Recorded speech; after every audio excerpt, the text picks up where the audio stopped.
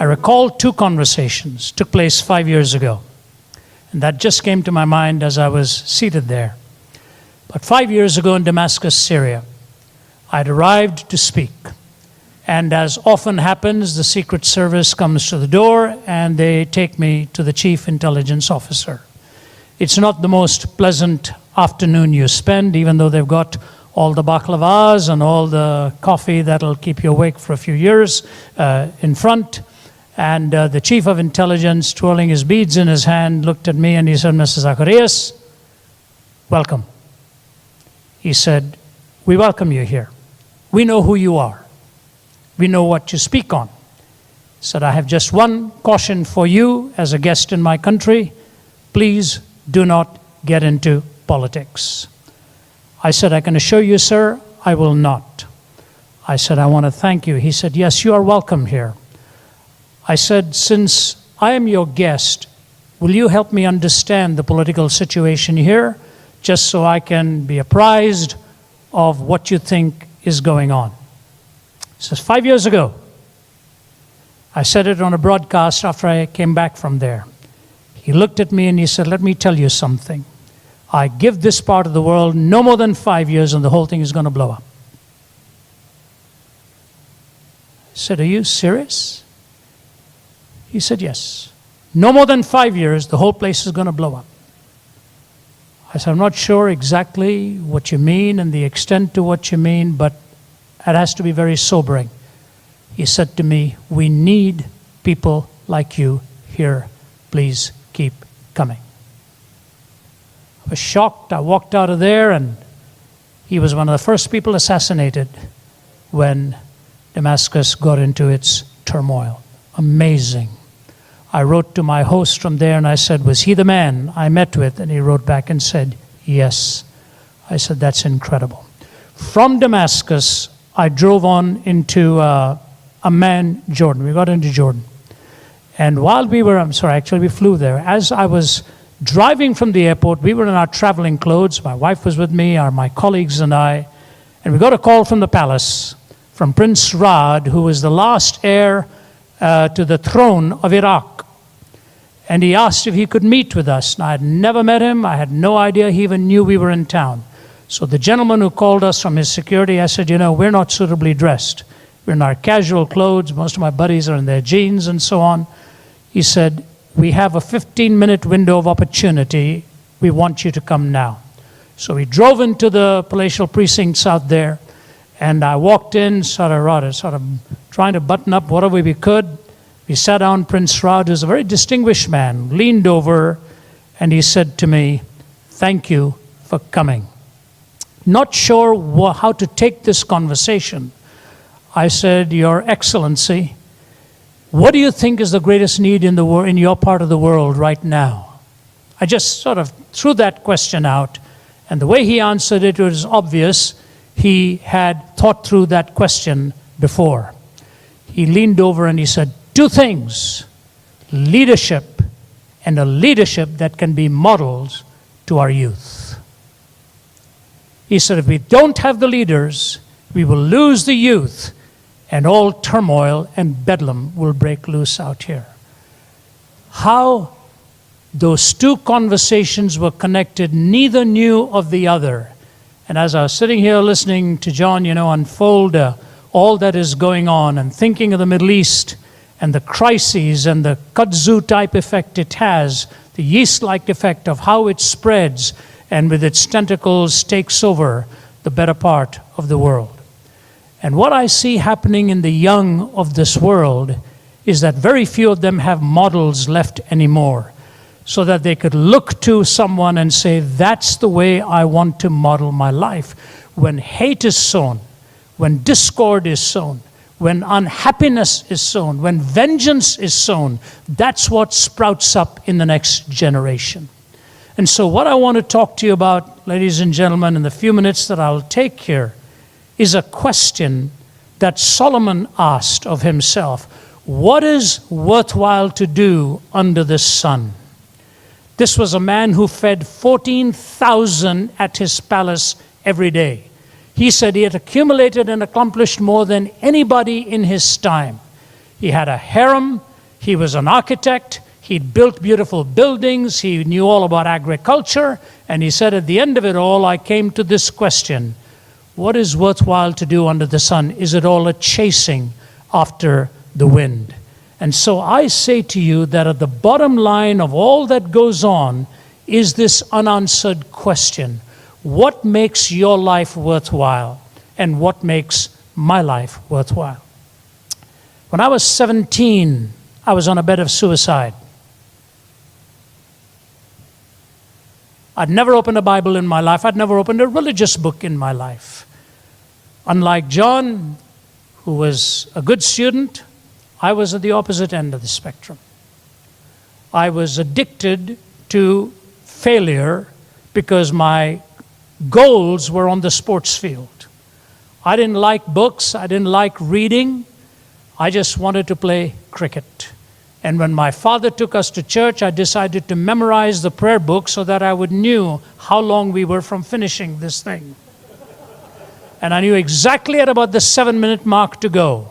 When the vicar would say, let us by faith therefore draw near by faith, I said, 7 minutes to go, and we're out of here, That's all the religiosity I had. And now as I think of all that happened, when I was 20, my father sent my older brother and me to Canada. He was 22. He got his job with IBM, became a systems engineer. He started his own high-tech company. And I was in the hospitality industry, wanted to do 1 or 2 years of internship before going on to Cornell. And as I was working in that hotel industry night after night, the managing director, the chef, and I would have dinner every night. And the conversation around that table was brand new to my thinking. I was only 20. I'd left home. I'd come to the West. I thought I was coming to utopia, and all the schemes I would see these boys were making at the end of the day. I thought, wow, is this what they really want to do at 11 o'clock every night after they finish? And one day, while he was literally grabbing me by the arm, he said to me, when are you going to become a man? Because he wanted me to go to one of the places they haunted. I looked at him, I said, Mr. Stanway, sir, you are my boss. But can I ask you just one question? Every night when you and Tony go out, you give me the keys to lock up everything. All the liquor, all the monies, all that's of value here. You give me the keys to lock it up. Why do you do that? He said, because I trust you. I said, sir, if tonight I go out with you and you cause me to violate one of my convictions, will you trust me again after that? He said, Ravi, I will never ask you to do that again. And the day I stepped out of there, a couple of years later, and went into my studies in theology and philosophy, changing dramatically from the business world, Mr. Stanway walked me to the door, put his arm around my shoulder. He said, this is the logical outworking of who you are. If you ever want to return, our doors will be open for you, but I don't think I'll be seeing you again. You see, there's a question you have to answer and that I have to answer. And I live on the road 50% of my life. I remember speaking to the Atlanta Braves and the Cardinals. They were playing against each other at Turner Field. You speak first to the opposing team, then speak to the home team. I pray for neither of them for victory that night, or that'll be my last event to come to. So at the end of that, I spoke to them I said, I look at you boys with muscles like watermelons. I said, I walk in here as the only one who fails the physical. I said, what am I going to talk to you about? How to knock a ball out of the park? I said, I can't even see it when you guys have knocked it out of the park. I said, I can't talk to you about baseball. I said, I can't even talk to you about cricket. I said, but what I can talk to you about is how to live your life on the road, because I spend more time on the road than probably most of you have. Because I'm 40 years as an itinerant now. This year, I'll spend over 200 days on the road. In the last 6 weeks, I've been to 8 countries. And straight from here, I'm on to Hong Kong, Singapore, Thailand, a few others. That's the way my life is. I'm an itinerant. I said, I want to talk to you about how to live your life on the road. There was a big hitter on the team. He came over to me, and I thought he would break my back the way he hugged me. And I've got a broken back already with titanium rods in there. He wrapped his arms around me, put his head on my shoulder, and wept and said, I wish I had heard this talk when I was starting out. Today I have all the money I've ever wanted, but very little of any real value in life. My called travel assistant was standing one step next to me. He just moved away to allow this big guy to weep on my shoulder and open his heart. Lee Iacocca said this in his straight talk. As I start down the twilight years of my life, I try to look back and figure out what it was really all about. I'm still not sure, he says, what all of this was meant to be and what is really the meaning of fortune and success. I know fame and power are for the birds, but then life suddenly closes into focus and there stand my kids, and I love them. No matter what you've done for yourself or humanity, if you haven't given love and attention to your own family, I ask you, what have you really accomplished? This is Iacocca. He's moving in the right direction. I want to give you 3 principles as quickly as I can. And I promise you, you take these principles and apply it in your inner life, success is truly defined by them.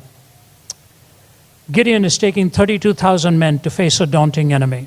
He thinks he needs a big army. And if he's got the big boys on his side, 32,000 of them, he's outnumbering the opposition. And God says, you've got a problem, you've got too many. He says, what do you mean you've got too many? This enemy is huge. He says, no, you've got too many. So he says, give them a choice. Those who are really afraid of this fight, let them leave. Don't judge them. Ask them the question. If they're fearful, let them go. 1/3 of them said they were terrified of this battle. 22,000 of them left. He's left with 10,000. God says, you've still got too many. I'm going to help you choose. All you need is about 300 of them. He said, take them to a river and let them take a drink to refresh themselves. A handful of them will drink this way. A handful of them will drink that way. Those that drink it as they cup their hands, they are the ones I want you to have. You take them, and it ended up being 300. Now, what was going on here? What were these men thinking?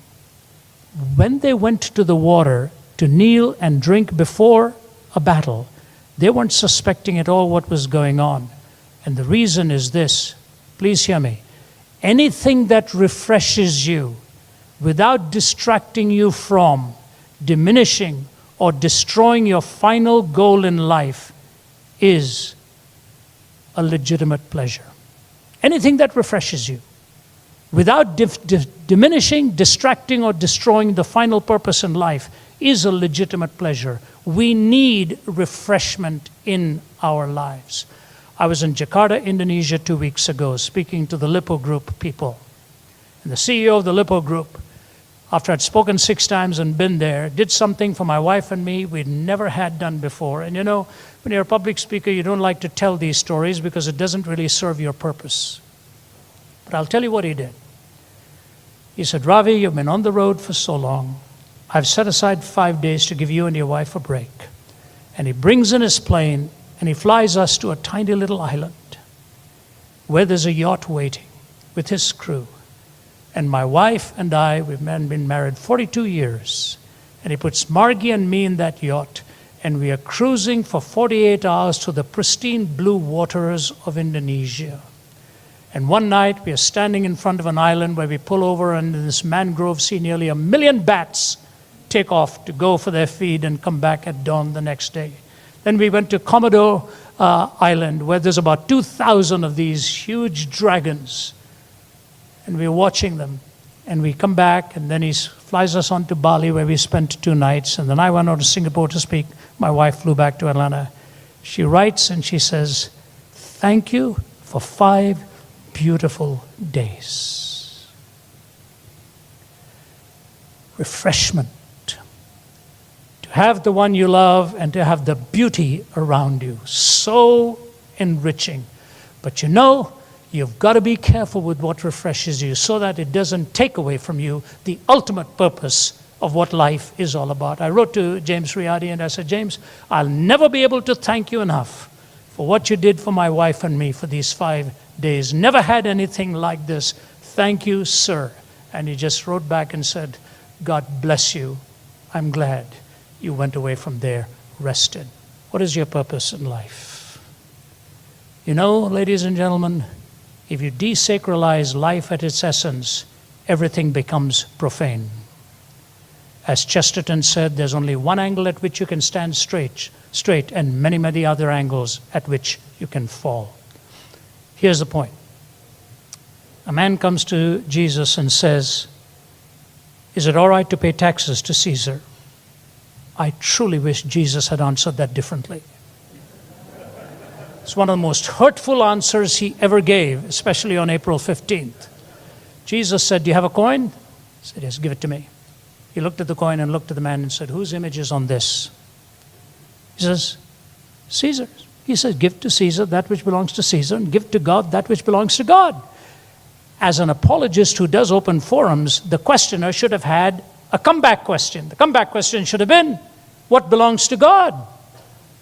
You know what Jesus would have said? Whose image is on you? If the image of Caesar is on the coin, give to Caesar that which belongs to Caesar. Give to God that which belongs to God. Do you know the Judeo-Christian worldview is the only worldview that pays you that great compliment? Imago Dei, you are created in the image of God. I cannot violate you. I cannot desacralize your life. I have no right to take that which is sacred of yours.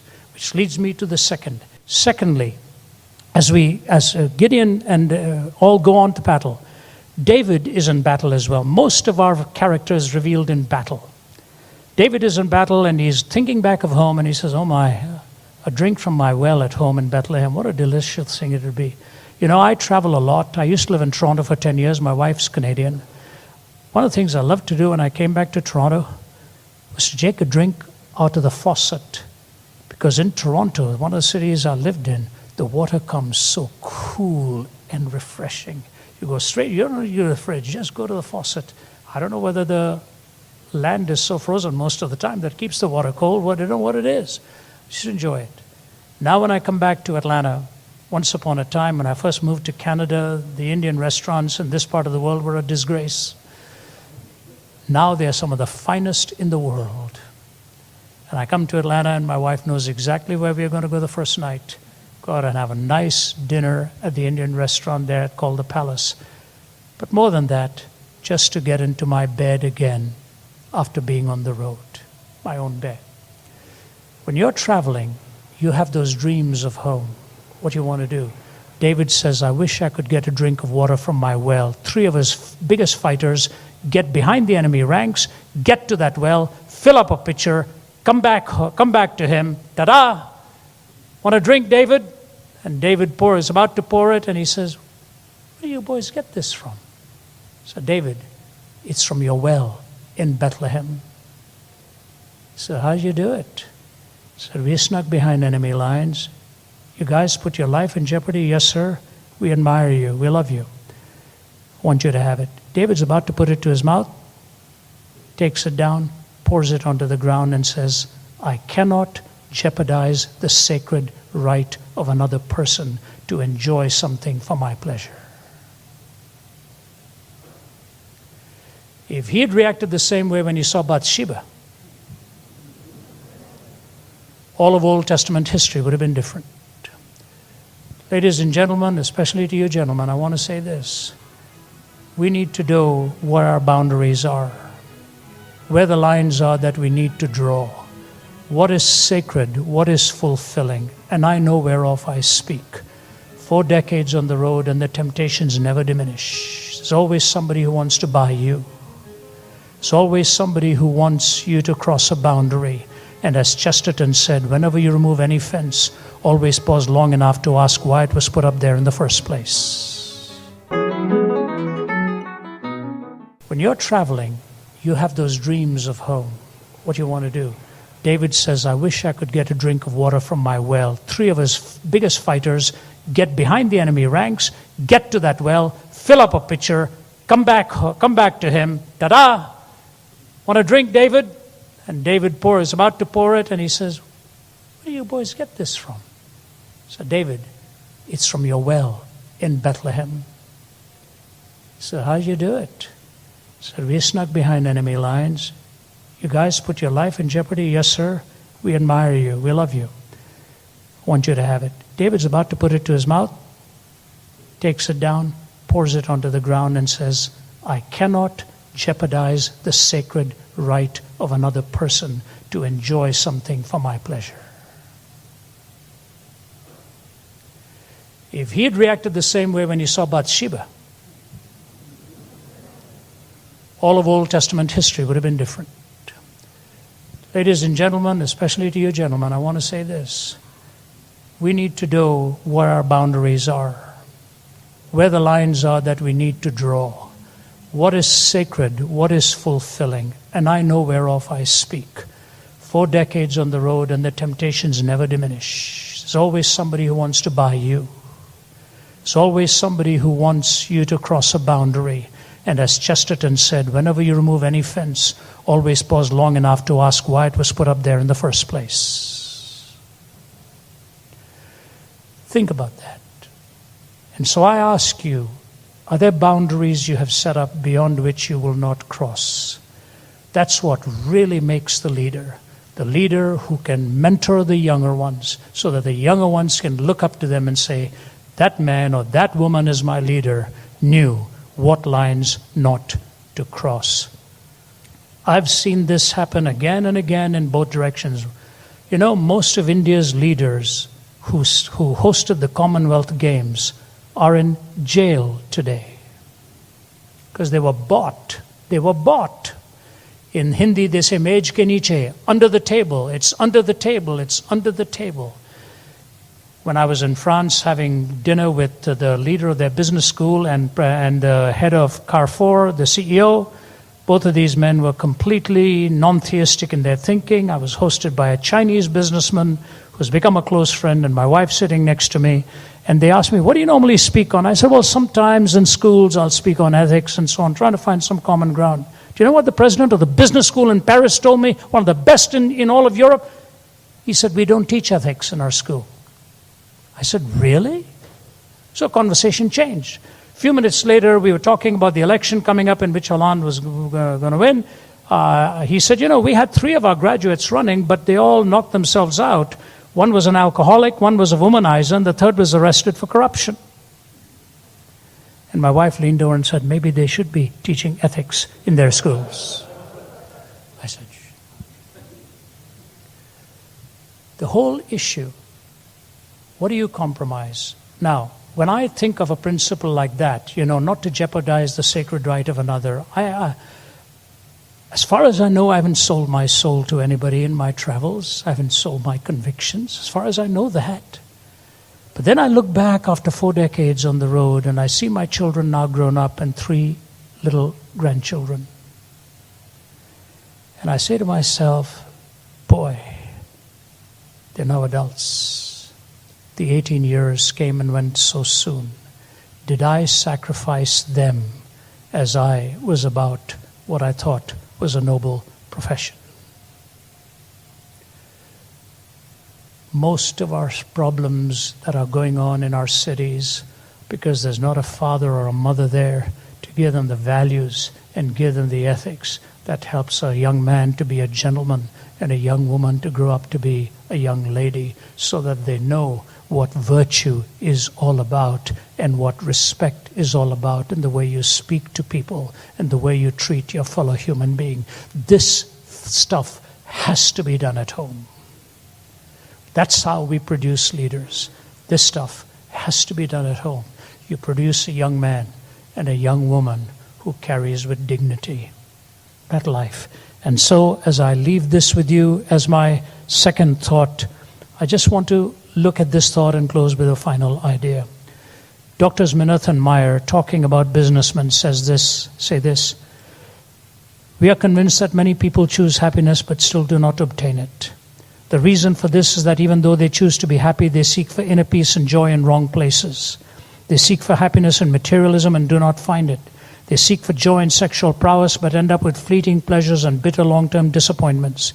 They seek inner fulfillment by obtaining positions of power in corporations and government, or even in their own families, by exercising excessive control. But deep inside they are unfulfilled. I've had millionaire businessmen come to my office and tell me they have big houses, yachts, condominiums in Colorado, nice children, a beautiful mistress, an unsuspecting wife, secure corporate positions, and suicidal tendencies. They have everything this world has to offer except one thing: inner peace and joy. They came to my office as a last resort, begging me to help them conquer the urge to kill themselves. Why? The answers are not simple. The human mind and emotions are a very complex, dynamic system. I don't know Tiger Woods, but I watched his interview after he spoke to the press for the first time, and my heart really went out to him. Nobody wants to be just that shattered, especially in public. And one of them looked at him and said, which I thought was quite ironic coming from the media, they looked at him and said, "How could you lie to so many for so long?" I've had a question for some of them as well. How could you lie to so many for so long? Woods answered the only way he could have properly answered. He said, "Because I first lied to myself." I don't know him, but if I had a chance, I'd say, "Tiger, what were you lying to yourself? What were you saying?" It's possible he could have said, "You know that I'd never get caught." But I would like to hear him say, "I thought that's where my happiness lay, and it wasn't there." Stolen waters are not sweet. They have a bitter aftertaste. You must not jeopardize the sacred right of anyone else. And lastly, it is a beautiful little verse from Solomon himself, and he makes this simple comment: if you find honey, eat just enough, too much of it, and you will vomit. Well, not a very aesthetic sounding verse. If you find honey, eat just enough of it, too much of it, and you will vomit. What is he talking about? A balanced life. You must balance the spirit, the material, success, humility, power, surrender, family, public place, in the arena. You must have a balanced life. And as I bring this to a close, I have just two things with which to apply. Both of them have to do with relationships because of where Ayakoka left us, and then I close. It is this. An Olympic medalist phoned me one day from 2,000 miles away from Atlanta and said, "I want to come and see you." I recognize the name. He flew in. Solidly built guy, powerfully built. He said, "Do you know who I am?" I said, "Yes, sir, I sure do." He said, "Can we go and have lunch?" I had no idea why he'd come. Absolutely no idea. He started talking about the books and the radio program and all that were ministering to him. I was very encouraged by that. He said, "Do you know why I'm here?" I said, "No." He said, "Ravi, from the time I was 12, my goal in life was to win the gold in the Olympics. I bought myself a camera. I filmed the world champion stride by stride by stride. And when the Olympics finally came for me to take part in my event, I was still a few seconds off the mark, and my coach never thought I was going to make it, but somehow I got selected. I started shattering all records in my heats, and all of a sudden, I was in the final. And millions of people were watching and cheering me on. I couldn't believe this moment had come. From the age of 12, my dream was about to come true, and the way I'd been performing in the heats, I was now being tipped to win the gold." He said, "Something happened just before the bullet was sounded." He said, "For a fraction of a moment, I lost my concentration because I asked myself the question, I wonder if my father is watching." Because his dad always told him he was wasting his time, he was never going to succeed, and never came for the Olympics. And the thought is my daddy watching. So the gun was sounded, I lost a stride. And I ended up with the bronze. I said, "That's not too bad, is it?" He said, "No, sir, but I'd give it up for the love of my father. I'd give it up to be recognized by my dad." Switch gears. My grandson is 3 years old, Jude. He can talk a mile and a half. Somebody once said to Winston Churchill, "I've never told you about my grandchildren, have I?" He said, "No, and I want you to know how much I appreciate it." But here's Jude. About 2 weeks ago, his mother was going through a rough time through the day, and he goes over to her, opens her palm, kisses her palm, and says, "Mommy, I'm giving you my love. I'm giving you brave. Be brave." And she went through the day. He had to start going to school the next week, and he's crying his head off. He didn't want to go to school. So Naomi, my daughter, opens one palm, kisses it, and says, "Sweetheart, I'm giving you brave." And then she opened the other palm and said, and I'm giving you love. She said, Dad, when he got out from the car with his little backpack on his shoulder, he was clenching both of these fists and walking into the school, brave in one hand and love in the other. She said, I had to pull over on the side of the road and just cry my heart out. Ladies and gentlemen, have courage. Be strong when you're doing that which is right and walking. But understand there's somebody who really loves you. That's God, our Heavenly Father, who gave His Son to shed His blood for your redemption and mine. Matthew Paris, the atheistic writer from England, writing in the Times of London, wrote an article. I've got the whole article with me. It shocked the British readership. He said, I'm a confirmed atheist. Absolutely confirmed atheist. And you know, because that last line was so powerful, I think I want to read just that for you. Give me a moment. I'm sorry, I'm still a BlackBerry guy. And the reason is, I write. And I know that this will be a closing comment that I think will meet many of you in your situations. Here it is. And as he ends that article, he says this. He says, I'm shocked at what I'm saying as an atheist. Totally shocked. He said, but I want to say this. If Africa is going to run tall in this next century of ours, he said, it is not going to be the NGOs. It's not just going to be charity. It is going to take the gospel.